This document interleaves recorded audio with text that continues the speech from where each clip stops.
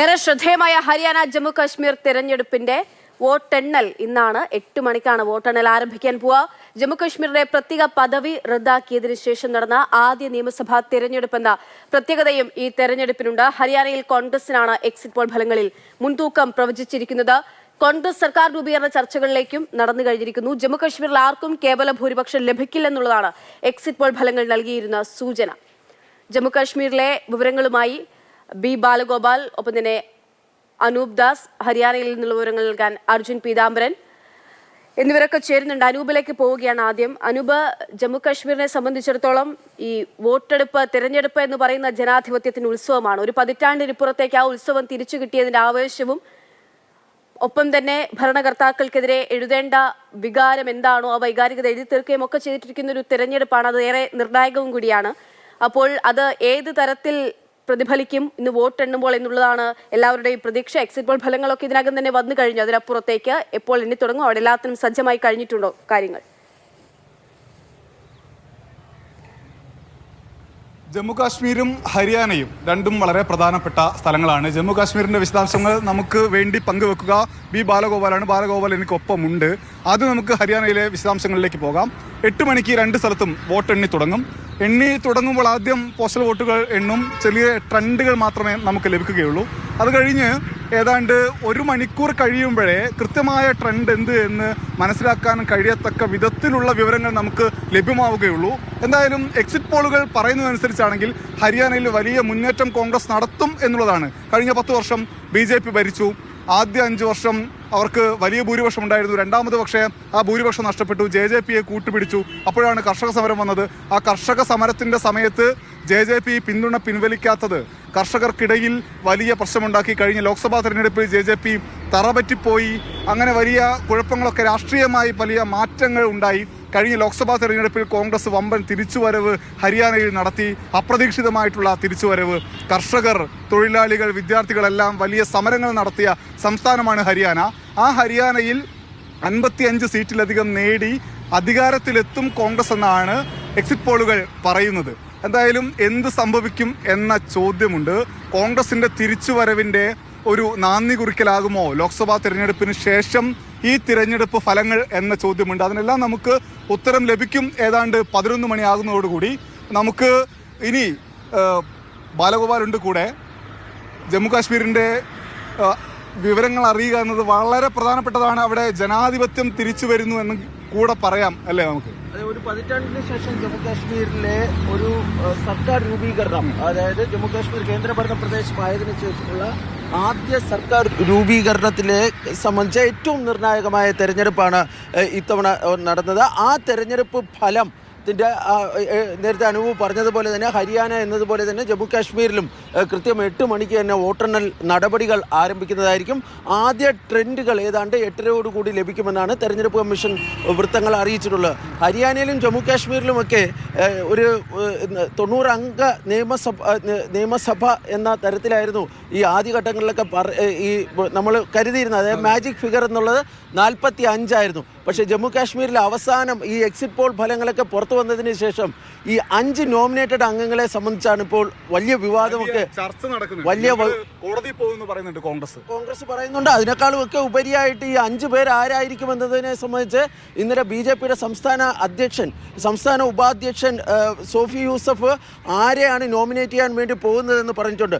ഈ 5 അംഗങ്ങൾ വരുമ്പോൾ ഏറ്റവും പ്രധാനപ്പെട്ട ഒരു കാര്യം, ഈ 45 കേവല ഭൂരിപക്ഷത്തിന് നേരത്തെ 45 അംഗങ്ങളുടെ പിന്തുണയാണ് വേണ്ടതെങ്കിൽ ഈ 95 പോകുമ്പോൾ 48 എന്നതായിരിക്കും കേവല ഭൂരിപക്ഷത്തിന് ആവശ്യമായി വരുന്ന ഈ അംഗസംഖ്യ. അത് ആർക്ക് ലഭിക്കും? കാരണം എക്സിറ്റ് പോൾ സർവേ ഫലങ്ങളൊക്കെ പൊതുവെ പറയുന്നത് ഈ ആർക്കും കേവല ഭൂരിപക്ഷം, നാഷണൽ കോൺഫറൻസ് കോൺഗ്രസ് സഖ്യത്തിന് ഒരു എഡ്ജ് ഉണ്ടായിരിക്കുമെങ്കിലും ഈ കേവല ഭൂരിപക്ഷം ലഭിക്കില്ല എന്നതാണ്. അങ്ങനെ ഒരു സാഹചര്യം ഉണ്ടാകുകയാണെങ്കിൽ ഈ 5 MLA നോമിനേറ്റ് ചെയ്യാൻ വേണ്ടി പോകുന്ന 5 MLA വളരെ നിർണായകമായിരിക്കും. അത് ആർക്കൊപ്പം ആയിരിക്കും, അല്ലെങ്കിൽ അത് ആർക്കൊപ്പം എന്നുള്ളത് നമ്മളിനി പറയേണ്ട കാര്യമില്ല. കാരണം അതിൽ നിയമപരമായ പല പ്രശ്നങ്ങളുണ്ട്. പക്ഷേ സ്വാഭാവികമായും ഇവിടെ LG ആ 5 അംഗങ്ങളെ നോമിനേറ്റ് ചെയ്യും. അതിലൂടെ ഒരു ഭരണത്തിലേക്ക് എത്തുവാൻ BJPക്ക് സാധിക്കുമോ ഇല്ലയോ എന്നതാണ് ജമ്മു കാശ്മീരിനെ സംബന്ധിച്ചിടത്തോളം ഏറ്റവും പ്രധാനപ്പെട്ടത്. ഭരണത്തിലേക്ക് എത്താൻ ശ്രമിക്കുന്നു BJP എന്ന ആരോപണമാണ് അവിടെ നാഷണൽ കോൺഫറൻസും കോൺഗ്രസ് ഒക്കെ ഉന്നയിക്കുന്നത്. എന്തായാലും ഒരു കാര്യം, നമുക്ക് അവിടെ ഹരിയാനയിൽ അർജുൻ ഉണ്ട്, റോത്തക്കിൽ. അർജുനിലേക്ക് ഒന്ന് പോയിട്ട് വരാം. അർജുനെ, എന്താണ് അവിടെ കോൺഗ്രസ് ആഘോഷത്തിനുള്ള ഒരുക്കങ്ങളിലൊക്കെയാണോ? ഇന്നലെ പോയിട്ടുണ്ടല്ലോ അർജുൻ അവിടത്തേക്ക്. രാത്രി തന്നെ കോൺഗ്രസ് പ്രവർത്തകർ തെരുവുകളിലൊക്കെ ഉണ്ടായിരുന്നോ? രാവിലെ എന്താണ് സ്ഥിതി? ആഘോഷങ്ങൾക്കുള്ള ഒരുക്കങ്ങൾ തുടങ്ങുന്നുണ്ടോ? എന്താണ് അവസ്ഥ?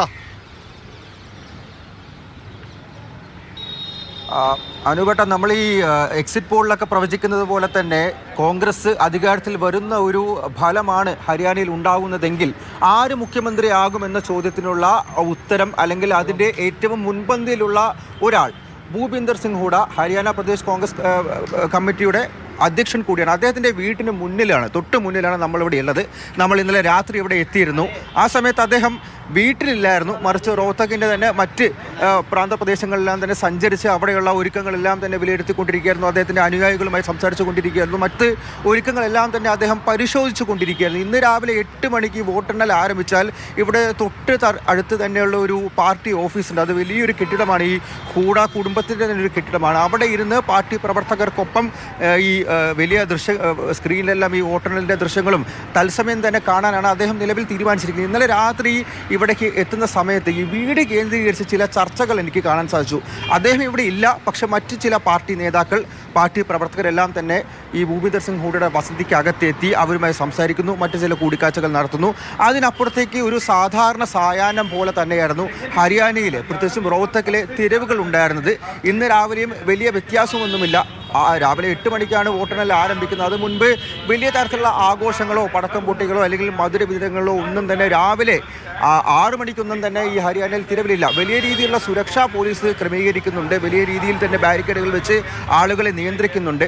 അതിനപ്പുറത്തേക്ക് ഇന്ന് തിരഞ്ഞെടുപ്പ് കൗണ്ടിംഗ് ആണ് എന്നുള്ള കാര്യം ഓർമ്മിപ്പിക്കുന്ന തരത്തിൽ ആ പോലീസിൻ്റെ സുരക്ഷ മാത്രമാണ് റോഹ്തക്കിലുള്ളത്. നിലവിൽ ഭൂപീന്ദർ സിംഗ് ഹൂഡ ഈ വസതിക്ക് അകത്താണുള്ളത്. അദ്ദേഹം 8 മണിയോടെയായിരിക്കും പുറത്തു പോകുക. അവിടെ ആഘോഷങ്ങൾക്കുള്ള തയ്യാറെടുപ്പുകൾ നടത്തിയിട്ടുണ്ട് എന്നുള്ള കാര്യമാണ് നമ്മൾ ഇന്നലെ ഇവിടെ അന്വേഷിച്ച സമയത്ത് പറയാൻ സാധിച്ചത്. ഈ ചണ്ഡീഗഡാണ് പ്രദേശ് കോൺഗ്രസ് കമ്മിറ്റിയുടെ ആസ്ഥാനം എല്ലാം തന്നെ ഉണ്ടെങ്കിൽ പോലും ഹരിയാനയെ സംബന്ധിച്ച്, ഹരിയാനയിൽ കോൺഗ്രസിനെ സംബന്ധിച്ച് അവരൊരു ബേസ് ഉള്ള സ്ഥലമാണ് റോഹ്തക്ക്. കാരണം 2005 മുതൽ 2014 വരെ സംസ്ഥാനം ഭരിച്ച മുഖ്യമന്ത്രി ഭൂപീന്ദർ സിംഗ് ഹൂഡയുടെ ബേസ് എന്ന് പറയുന്ന സ്ഥലം, അദ്ദേഹത്തിൻ്റെ സ്ഥലം എന്ന് പറയുന്ന ഇടം റോഹ്തക്കാണ്. മാത്രമല്ല കോൺഗ്രസ് പാർട്ടിയെ സംബന്ധിച്ച് വലിയ രീതിയിൽ ചർച്ചകളും പല പല കാര്യങ്ങളും എല്ലാം തന്നെ റോഹ്തക്ക് കേന്ദ്രീകരിച്ച് നടക്കുന്നു എല്ലാം തന്നെ ഈ പ്രദേശ് കമ്മിറ്റിയുടെ ആസ്ഥാനമായിട്ടുള്ള ചണ്ഡീഗഡിനപ്പുറത്തേക്ക് റോഹ്തക്കിന് വലിയ പ്രാധാന്യം നൽകുന്നു. അതുകൊണ്ട് തന്നെ ആഘോഷങ്ങൾക്കും തുടർന്നുള്ള ചർച്ചകൾക്കും റോഹ്തക്ക് കേന്ദ്രീകരിച്ച്, ഈ വീട് തന്നെ കേന്ദ്രീകരിച്ച് മുന്നോട്ട് പോകാനുള്ള സാധ്യതകൾ വലിയ രീതിയിൽ തന്നെ കൽപ്പിക്കുന്നു. എന്തായാലും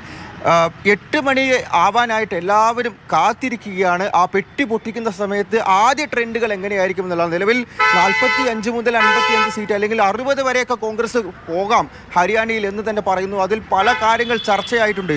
ഗുസ്തി താരങ്ങളുടെ സമരം, കർഷകരുടെ സമരം, അഗ്നിവീർ ഉൾപ്പെടെയുള്ള കാര്യങ്ങൾ കോൺഗ്രസിനൊരു മേൽക്കൈ നൽകുന്നുണ്ട് ഹരിയാനയിൽ. അത് വോട്ടുകളാക്കി മാറ്റി എത്രത്തോളം ഭൂരിപക്ഷത്തിൽ, എത്രത്തോളം മികച്ച രീതിയിൽ ഹരിയാനയിൽ കോൺഗ്രസ് തിരിച്ചു വരാൻ കഴിയും, അതല്ല മൂന്നാമതും BJP വരുമോ എന്നുള്ള, അല്ലെങ്കിൽ എന്തെങ്കിലും ഒരു അട്ടിമറി, എന്തെങ്കിലും ഒരു സാധ്യത BJPക്കുണ്ടോ, ഒരു മിറാക്കിൾ നടക്കുമോ എന്നുള്ള കാര്യം എല്ലാവരും ഉറ്റുനോക്കുന്നു. എന്തായാലും ആഘോഷങ്ങൾ തുടങ്ങും. അതിന് കുറച്ച് മണിക്കൂറുകൾ മാത്രം കാത്തിരുന്നാൽ മതി എന്ന് തന്നെ നമുക്കിപ്പോൾ പറയാം. എന്തായാലും ചർച്ചകൾ നടക്കാൻ പോകുന്ന ആ വീടിന് മുന്നിൽ തന്നെ ഞാൻ ഇപ്പോഴുണ്ട്. അദ്ദേഹം ഇവിടെ 8 മണിക്ക് തൊട്ട് മുമ്പായി ഇവിടെ നിന്നും ഇറങ്ങും ആ കൗണ്ടിംഗ് സ്റ്റേഷനിലേക്ക് എന്നുള്ള കാര്യം തന്നെയാണ് നിലവിൽ ഇപ്പോൾ ഇവിടെ നിന്ന് നമുക്ക് പങ്കുവെക്കാൻ സാധിക്കുന്ന കാര്യം. ഓക്കെ അർജുൻ, ഞാനവിടെ സമരങ്ങളെ കുറിച്ച് പറഞ്ഞല്ലോ അർജുൻ. അപ്പോഴാണ് എനിക്ക് ഓർമ്മ വന്നത്, കഴിഞ്ഞ ഏതാണ്ട് കുറച്ച് മാസങ്ങൾക്ക് മുൻപ് പാർലമെന്റിലേക്ക് കുറച്ച് യുവാക്കൾ കടന്നു കയറി ആക്രമണം നടത്തിയ ഒരു സംഭവം ഉണ്ടായല്ലോ. ആ സംഭവം നടന്നതിൻ്റെ പിറ്റേ ദിവസം ഹരിയാനയിലെ ഒരു ഗ്രാമത്തിൽ പോയിരുന്നു. ഗ്രാമം എന്ന് പറയുന്നത് നീലം എന്ന യുവതിയുടെ ഗ്രാമമാണ്. നീലം ആ പാർലമെന്റ് ആക്രമണ കേസിലെ ഒരു പ്രതിയാണ്. ഈ പാർലമെന്റിന് പുറത്തുനിന്ന് മുദ്രാവാക്യം വിളിക്കായിരുന്നു നീലം ചെയ്തത്. അതായത് പാർലമെന്റ് ആക്രമണ കേസിലെ പ്രതി, അതായത് രാജ്യദ്രോഹ കുറ്റം ചെയ്ത ഒരാൾ, അങ്ങനെ ചെയ്ത ഒരാളുടെ ഗ്രാമത്തിൽ പോയി ആ ഗ്രാമീണരെയും അവിടുത്തെ വീട്ടുകാരെയും ആളുകളെ ഒക്കെ കണ്ട് സംസാരിക്കുമ്പോൾ ഒരാൾ പോലും നീലത്തെ കുറ്റം പറയുന്നില്ല എന്നതാണ് അന്ന് കണ്ട കാര്യം. അന്നത് റിപ്പോർട്ട് ചെയ്തിരുന്നു. അതായത് നീലം സമരം ചെയ്തത് തൊഴിലില്ലാത്ത ആളുകൾക്ക് വേണ്ടിയാണ്, സമരം യഥാർത്ഥത്തിൽ ആവശ്യത്തിന് വേണ്ടിയാണ് എന്നായിരുന്നു അവിടുത്തെ ആളുകൾ പറഞ്ഞത്. അതിനുശേഷം ഗ്രാമീണർ ഈ നമ്മുടെ നാട്ടിലെ പോലെയല്ല, ഗ്രാമത്തിലൊരു സംഭവം നടന്നു കഴിഞ്ഞാൽ ആ ഗ്രാമീണരൊക്കെ കൂടി ഒത്തുചേർന്ന് അതിലെ ശരിതെറ്റുകളെ കുറിച്ചൊക്കെ പഠിച്ച് അതിലൊരു തീരുമാനം പറയുന്ന ഒരു ഏർപ്പാടുണ്ട് അവിടെ. ഈ ഹരിയാനയെ സംബന്ധിച്ച് പറയുമ്പോൾ ഏറ്റവും പ്രധാനപ്പെട്ട കാര്യം ഈ കായിക താരങ്ങളുടെ വോട്ട്. നമ്മൾ ഈ ഇതൊന്ന് തീർത്തിട്ട് നമുക്ക് അങ്ങോട്ട് പോകാം. അപ്പം ഇവര് ഒരുമിച്ച് ഈ യോഗം ചേർന്ന് പഞ്ചായത്ത് ചേർന്ന് അവർ പ്രഖ്യാപിക്കുകയാണ്, നീലത്തെ വെറുതെ വിടണം, ഈ കേസുകൾ പിൻവലിക്കണം, രാജ്യത്ത് തൊഴിലവസരങ്ങൾ ഉണ്ടാക്കാൻ വേണ്ടിയിട്ടുള്ള സംവിധാനം ഉണ്ടാക്കണം എന്നൊരു ഗ്രാമം ഒരുമിച്ച് യോഗം ചേർന്ന് പ്രഖ്യാപിക്കുകയാണ്. അതായത് നീലത്തിന്റെ സമരത്തിന് പിന്തുണ പ്രഖ്യാപിക്കുകയാണ്. ഹരിയാനയിൽ പലയിടത്തും അതിനുവേണ്ടി സമരം നടക്കുകയാണ്. ഇതാണ് സംഭവിച്ചത്. അതായത് തൊഴിലില്ലായ്മ, വിലക്കയറ്റം, അഗ്നിപഥ് പദ്ധതി, കർഷകരുടെ സമരം, ഗുസ്തി സമരം, ഇതിലൊക്കെ വലിയ വികാരം ഉണ്ടായ സംസ്ഥാനമാണ്. അതിലൊരു കാര്യം കൂടി പറയാം, ഈ ഹരിയാനയിൽ നമ്മളൊരു 4 വീടെടുത്താൽ ഒരു വീട്ടിലൊരു പട്ടാളക്കാരനുണ്ടാവും. പക്ഷേ അഗ്നിപഥ് പദ്ധതി വന്നതോടുകൂടി വലിയ പ്രതിസന്ധി അവിടെ ഉണ്ടായി. ഹിമാചലിൽ ഈ പ്രതിസന്ധി നേരിട്ടതാണ് BJP. UP-യിൽ കഴിഞ്ഞ ലോക്സഭാ തെരഞ്ഞെടുപ്പിൽ നേരിട്ടതാണ്. ആ പ്രതിസന്ധി ഇത്തവണ ഹരിയാനയെ നേരിടാൻ പോകുന്നു എന്നുള്ളതാണ് മനസ്സിലാക്കുന്ന കാര്യം. അല്ല, പൊതുവെ എക്സിറ്റ് പോളിലൊക്കെ ഈ കോൺഗ്രസിന് വലിയൊരു മേൽക്കൈ ഹരിയാനയെ സംബന്ധിച്ച് പ്രവചിക്കുന്നുണ്ട്. പക്ഷെ നമ്മൾ ഈ എക്സിറ്റ് പോളിനെ എത്രത്തോളം വിശ്വസിക്കാമെന്നുള്ളത് 2024 നമ്മുടെ പിന്നിൽ കാണുന്ന, അതായത് വലിയ കാലമൊന്നും ആയിട്ടൊന്നുമില്ല. ഉത്തർപ്രദേശിൽ ഒരു ലാൻഡ് സ്ലൈഡ് BJPക്ക് ഉണ്ടാകുമെന്നായിരുന്നു ഈ മിക്ക എക്സിറ്റ് പോളുകളും പ്രവചിച്ചിരുന്നത്. എന്തിനേറെ പറയുന്നത്, ഹരിയാനയിൽ കഴിഞ്ഞ തവണ മിക്ക എക്സിറ്റ് പോളുകളും ലോക്സഭാ തെരഞ്ഞെടുപ്പ് പ്രവചിച്ചിരുന്നത് 10ൽ 10 സീറ്റും BJPക്ക് ലഭിക്കുമെന്നായിരുന്നു. പക്ഷെ ഫലം വന്നപ്പോൾ എന്തായിരുന്നു? അതുകൊണ്ട് അതിനകത്ത് നമ്മളൊരു റൈഡർ ഇട്ട് പറയുന്നതായിരിക്കും നല്ലത്. എക്സിറ്റ് പോളുകൾ അങ്ങനെ നമ്മൾ വിശ്വസിക്കേണ്ടതില്ല, അങ്ങനെ സമ്പൂർണ്ണമായി വിശ്വസിക്കേണ്ടതില്ല. പക്ഷേ ഗ്രൗണ്ടിൽ പോയി വരുന്ന, ഗ്രൗണ്ട് മനസ്സിലാക്കി വരുന്ന മാധ്യമ പ്രവർത്തകരുണ്ട്. ഇപ്പോൾ കഴിഞ്ഞ തവണ ഉത്തർപ്രദേശിലൂടെ സഞ്ചരിച്ചപ്പോൾ ലോക്സഭാ തെരഞ്ഞെടുപ്പ് ഫലം പ്രഖ്യാപനത്തിന് മുമ്പ് തന്നെ നമ്മുടെ മാതൃഭൂമി പത്രത്തിലെ ഹർഷേട്ടനുമായിട്ട് ഒരു സംസാരം നടത്തിയിരുന്നു. അപ്പം അദ്ദേഹം ഒരു 22 ദിവസം അവിടെ ഉണ്ടായിരുന്നു UP-യിൽ. അദ്ദേഹം പറയുന്നത് മോദി തരംഗമില്ല. അന്ന് ആ ഒരു വീഡിയോ നമ്മുടെ സോഷ്യൽ മീഡിയയിൽ പ്രചരിച്ചപ്പോൾ വ്യാപകമായ ഒരു സൈബർ ആക്രമണം പോലെ ഉണ്ടായി. പക്ഷെ ഫലം വന്നപ്പോൾ എന്ത് സംഭവിച്ചു? ആ ഗ്രൗണ്ട് അറിയുന്ന ആളുകൾ പറയുമ്പോൾ അതിൽ കാര്യമുണ്ട്. അപ്പൊ എന്തായാലും ഹരിയാനയിൽ എന്ത് സംഭവിക്കുമെന്ന ചോദ്യത്തിന് അത് കോൺഗ്രസിന് അനുകൂലമാകാനുള്ള സാധ്യത ഉണ്ട് എന്ന് തന്നെ നമുക്കിപ്പോൾ വിലയിരുത്താൻ കഴിയും. പക്ഷേ പ്രശ്നം അർജുനിലേക്ക് വരെ, അർജുന എവിടെ ഒന്ന് കാത്തു നിൽക്കണേ ആ വീട്ടിന് മുന്നിൽ തന്നെ. നമുക്ക് ഇന്ന് വളരെ പ്രധാനമായി ശ്രദ്ധ ചെല്ലാൻ പോകുന്ന സ്ഥലം ജമ്മു കാശ്മീർ തന്നെയാണ്. അവിടെ തൂക്കുസഭ വരാൻ സാധ്യതയുണ്ട്. PDPയുടെ നിലപാട് ഏറ്റവും പ്രധാനമാകും. സ്വതന്ത്രം ഒരുപാടുണ്ട്, അവരുടെ നിലപാട് എന്നുള്ള ചോദ്യമുണ്ട്. അപ്പം എന്താവും എന്നുള്ളതാണ് ചോദ്യം. അതിൽ PDP ഒരു തൂക്കുസഭയൊക്കെ വന്നു കഴിഞ്ഞാൽ PDP എന്ത് നിലപാടെടുക്കാൻ സാധ്യതയുണ്ട്? ഏറ്റവും പ്രധാനപ്പെട്ട കാര്യം ഈ ജമ്മു കാശ്മീരിനെ സംബന്ധിച്ച് പറയുകയാണെങ്കിൽ നാഷണൽ കോൺഫറൻസ് കോൺഗ്രസ് സഖ്യത്തിന് ഏതാണ്ട് ഒരു 40-45 സീറ്റിനോട് അടുപ്പിച്ചെങ്കിലും കിട്ടിയില്ലെങ്കിൽ വലിയൊരു നിയമയുദ്ധത്തിലേക്കാണ് പോകുന്നത്. ഈ സ്വാഭാവികമായി നേരത്തെ അനൂപ് പറഞ്ഞതുപോലെ ഈ അവിടുത്തെ ഈ നോമിനേഷനുമായി ബന്ധപ്പെട്ട കാര്യങ്ങൾ സുപ്രീം കോടതി ചലഞ്ച് ചെയ്യപ്പെട്ടേക്കാം. അത് പിന്നീട് ഭരണഘടനാ ബെഞ്ചിനൊക്കെ പോകാം. അതിനൊക്കെ ഉള്ളൊരു ഒരു നിയമയുദ്ധത്തിലേക്ക് പോകാനുള്ള സാധ്യത കൂടുതലാണ്. പക്ഷേ കോൺഗ്രസ് നാഷണൽ കോൺഫറൻസ് സഖ്യത്തിന് ഏതാണ്ട് നമ്മൾ നേരത്തെ പറഞ്ഞതുപോലെ ഒരു 40-42 സീറ്റ് കിട്ടുകയും PDPക്ക് ഒരു 6-7 സീറ്റുകൾ ലഭിക്കുകയാണെങ്കിൽ ആ സഖ്യത്തിനെ സംബന്ധിച്ചിടത്തോളം PDPക്ക് വേറൊരു ഓപ്ഷനില്ല. കാരണം BJPക്ക് സപ്പോർട്ട് ചെയ്യാൻ PDPയെ സംബന്ധിച്ചിടത്തോളം ഒരു നിലവിലെ സാഹചര്യത്തിൽ നടക്കുന്ന ഒരു ഇതല്ല. പ്രത്യേകിച്ച് കശ്മീരിലെ ഒരു പാർട്ടികളെ സംബന്ധിച്ചും BJPയുമായി, കശ്മീർ താഴ്വരയിൽ ഒരു പാർട്ടികളെ സംബന്ധിച്ചും BJPയുമായി ഒരു സഖ്യത്തിൽ ഏർപ്പെടുവാൻ നിലവിലെ സാഹചര്യത്തിൽ കഴിയില്ല. അതുകൊണ്ട് അത് മാത്രമല്ല, ഈ ദേശീയ തലത്തിൽ ഇന്ത്യ സഖ്യത്തിൻ്റെ ഭാഗമാണ് നിലവിൽ PDP. മെഹബൂബ മുഫ്തി സോണിയാഗാന്ധിയുമായി വളരെ അടുത്ത ബന്ധമുള്ള ഇതാണ്. രാഹുൽ ഗാന്ധിയുമായും അതേ ബന്ധം കാത്തു സംരക്ഷിക്കുന്നത്.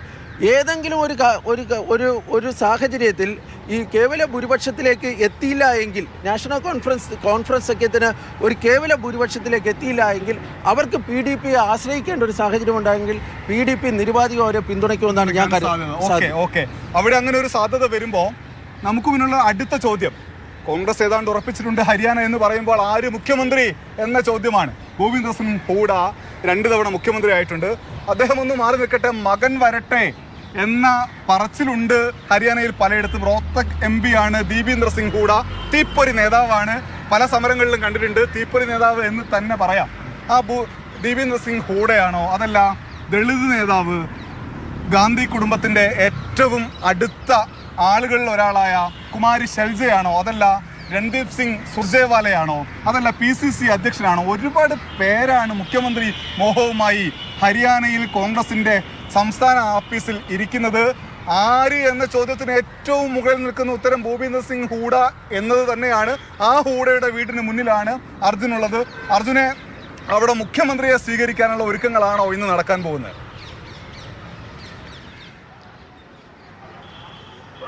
അനുപ ഹൈലൈറ്റ് രസകരമായിട്ടുള്ള കാര്യമെന്ന് പറഞ്ഞാൽ നമ്മൾ ഈ ഭൂപീന്ദർ സിംഗ് എവിടെയുണ്ട് എന്നുള്ള കാര്യം അറിയാൻ വേണ്ടിയിട്ട് ഇന്നലെ വൈകിട്ട് വരുന്ന വഴിക്ക് ദീപീന്ദർ സിംഗ് ഹൂഡയുടെ പേഴ്സണൽ സെക്രട്ടറിയെ വിളിച്ചിരുന്നു. അദ്ദേഹം ഒരു തവണ പോലും ഹൂഡ എന്നോ ഹൂഡ സാബ് എന്നോ അല്ലെങ്കിൽ ഭൂപീന്ദർ സിംഗ് എന്നോ പേരെടുത്ത് പറയാതെ CM സാബ് എന്ന് മാത്രമാണ് അഭിസംബോധന ചെയ്തുകൊണ്ടിരുന്നത്. ഓരോ തവണയും CM സാബ് അവിടെ ഉണ്ടാവും, CM സാബ് രാവിലെ ഇങ്ങോട്ട് പോകും, രാവിലെ വീട്ടിലുണ്ടാവും, അതിനുശേഷമായിരിക്കും കൗണ്ടിംഗ് സ്റ്റേഷനിലേക്ക് പോവുക, വീണ്ടും മടങ്ങി വീട്ടിൽ വന്ന് അവിടെ ആയിരിക്കും പിന്നെ ആഘോഷങ്ങൾക്ക് ഉണ്ടാവുക എന്ന് പറയുമ്പോൾ അദ്ദേഹത്തിൻ്റെ വാക്കുകളിൽ നിന്നടക്കം CM സാബ് എന്നുള്ള കാര്യം ദീപീന്ദർ സിംഗ് ഹൂഡയുടെ സ്വന്തം മകൻ്റെ പേഴ്സണൽ സെക്രട്ടറിയാണ് ഡൽഹിയിലുള്ള, അദ്ദേഹമാണ് ഈ കാര്യങ്ങൾ പറയുന്ന സമയത്തെല്ലാം CM സാബ് എന്ന് മാത്രം അഭിസംബോധന ചെയ്തുകൊണ്ടേയിരുന്നത്. തീർച്ചയായിട്ടും ഹൈക്കമാൻഡിനെ സംബന്ധിച്ചിടത്തോളം ഏറ്റവും കൂടുതൽ പ്രിയങ്കരൻ, ഏറ്റവും സാധ്യത കൽപ്പിക്കുന്നവൻ, ഏറ്റവും സാധ്യത മുഖ്യമന്ത്രി പദത്തിലേക്ക് എത്താൻ അത് ഭൂപീന്ദർ സിംഗ് ഹൂഡ തന്നെയാണ്. 2005 മുതൽ 2014 വരെ ഭരിച്ച ഒരു ചരിത്രമുണ്ട്. മാത്രമല്ല മികച്ച രീതിയിൽ അദ്ദേഹം കഴിഞ്ഞ ദിവസം പുറത്തുവിട്ട ഒരു പ്രസ്താവന എന്ന് പറയുന്നത് താൻ വിരമിച്ചിട്ടില്ല, തനിക്ക് വിശ്രമം വേണ്ട, താൻ ഒരു തരത്തിലും ക്ഷീണിതരുമല്ല എന്നുള്ള കാര്യം അദ്ദേഹം പ്രഖ്യാപനം പോലെ നടത്തിയിട്ടുണ്ട്. അതായത് അദ്ദേഹം തയ്യാറാണ് വീണ്ടും മുഖ്യമന്ത്രി പദത്തിലേക്ക് തിരിച്ചെത്താൻ എന്നുള്ളത്. മാത്രമല്ല 70-ലധികം സ്ഥാനാർത്ഥികൾ എന്ന് പറയുന്നത് ഈ പാർട്ടി നിർത്തിയിരിക്കുന്ന 90 സീറ്റുകൾ നിർത്തിയിരിക്കുന്നതിൽ 70-ലധികവും അദ്ദേഹത്തിൻ്റെ അനുകൂലികളാണ്, അദ്ദേഹം പറഞ്ഞാൽ കേൾക്കുന്നവരാണ്. ഏകദേശം 15-16 പേര് മാത്രമാണ് ഈ കുമാരി ഷെൽജ ക്യാമ്പിൽ നിന്നും വന്നിട്ടുള്ളവർ. മുഖ്യമന്ത്രി ആരാണ് എന്നുള്ള കാര്യം തീരുമാനിക്കുന്നതിന് മുമ്പ് അല്ലെങ്കിൽ ആ ഒരു കാര്യത്തിൽ ഒരു ചർച്ച വരുമ്പോൾ MLA-മാരുടെ അഭിപ്രായം തേടും എന്നുള്ള കാര്യം തന്നെയാണ് ഭൂപീന്ദർ സിംഗ് ഹൂഡയും പറഞ്ഞിരിക്കുന്നത്. MLA-മാരുടെ അഭിപ്രായം തേടുകയാണെങ്കിൽ അത് എല്ലാവരും ഭൂപീന്ദർ സിംഗ് ഹൂഡയെ അനുകൂലിക്കുമെന്നുള്ള കാര്യം ഉറപ്പാണ്. ആ പേര് ഹൈക്കമാൻഡിലേക്ക് പോയി കഴിഞ്ഞാൽ അവരും മറിച്ചൊരു തീരുമാനം എടുക്കില്ല എന്നുള്ള കാര്യം അവിടെ നിന്നും വ്യക്തമായിട്ടുള്ള കാര്യമാണ്. ചർച്ചകളിൽ ഭൂപീന്ദർ സിംഗ് ഹൂഡയ്ക്ക് പുറമെ ദീപീന്ദർ സിംഗ് ഹൂഡ എന്നുള്ള പേരുണ്ട്. പക്ഷേ അങ്ങനെ ഒരു തീരുമാനം എടുക്കുകയാണെങ്കിൽ അദ്ദേഹം MP സ്ഥാനം രാജിവെച്ച് വീണ്ടും മത്സരിക്കേണ്ടി വരും. അങ്ങനെയാണെങ്കിൽ വീണ്ടും ഹരിയാനയിലേക്ക് ഇന്നലെ വൈകുന്നേരം ഡൽഹിയിൽ നിന്ന് പോകുമ്പോൾ വഴിയിലൊക്കെ കണ്ട ബോർഡുകൾ കോൺഗ്രസിന്റെ ബോർഡുകളാണോ കൂടുതൽ, BJP-യുടെ ബോർഡുകളാണോ കൂടുതൽ? കോൺഗ്രസിന്റെ ബോർഡുകളാണെങ്കിൽ അതിൽ ആരുടെ ചിത്രങ്ങളാണുള്ളത്? മുഖ്യമന്ത്രി ഇന്നയാളെന്ന് പറഞ്ഞ് ബോർഡുകൾ കണ്ടിരുന്നോ? എന്താണ് ഇന്നലെ പോകുന്ന വഴിയിൽ കണ്ട കാഴ്ചകൾ?